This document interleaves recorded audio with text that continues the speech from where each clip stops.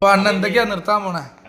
കൃഷിയില്ല, adult ഇല്ല, പിന്നെന്താണ് Allen Jose Pereira ഇല്ല, പിന്നെന്താണ് മെയിൻലി കറണ്ട് അഫെയർ, ഇന്റലക്ച്വൽ തന്നെ ആയിട്ടോളാം. ഫുൾ ചേഞ്ച് ആണ് വരാൻ പോണേ.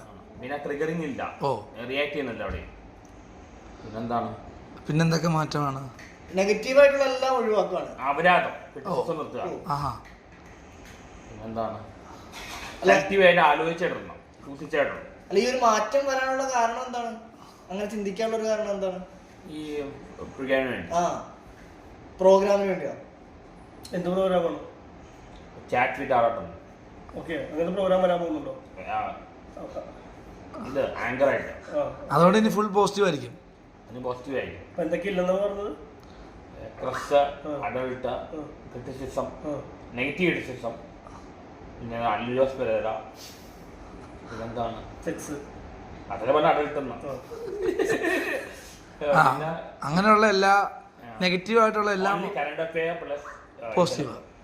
എനിക്ക് കുഴപ്പമില്ല, ടോക്കനുണ്ട്. കറണ്ട് അഫെയർ അയക്കണം. ഇനി വരാൻ പോകുന്നത് പുതിയ ആറാട്ടം 2.0.